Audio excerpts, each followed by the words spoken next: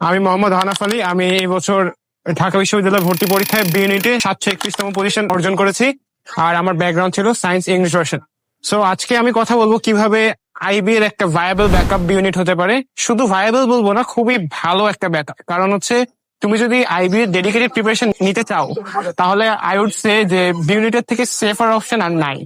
আর হচ্ছে এটা হচ্ছে ইঞ্জিনিয়ারিং এর সাথে আইবি এর প্রিপারেশন নেওয়া, ঢাকা মেডিকেলের সাথে আইবি এর প্রিপারেশন নেওয়া, বা হচ্ছে অন্যান্য ইঞ্জিনিয়ারিং ইউনিভার্সিটির সাথে আইবি এর প্রিপারেশন নেওয়াটা যতটুকু প্রচুর রিস্কি হয়ে যায় আসলে, যদি তোমার ওই রকম ক্যাপাবিলিটি না থাকে।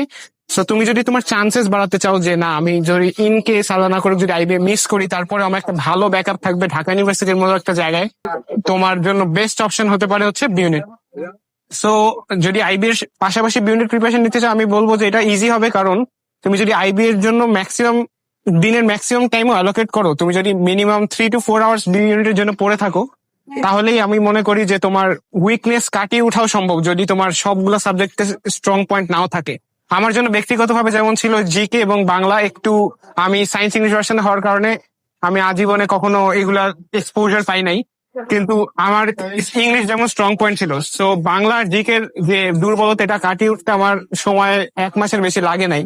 সো আমি বলবো যে আমি যেহেতু পেরেছি, তোমাদের জন্য এটা আরো ভালো অপশন হতে পারে। কারণ হচ্ছে আমি খুব কম সময় পড়াশোনা করেছি আসলে।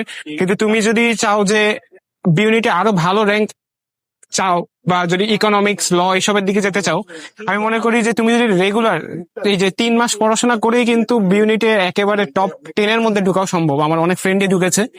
সো রেগুলার অল্প অল্প করে পড়াশোনা করে আইবি এর প্রিপারেশনের সাথে সাথে তুমি যদি পড়া চালিয়ে যাও, তাহলে আমি মনে করি যে it's more than easy to get into B unit.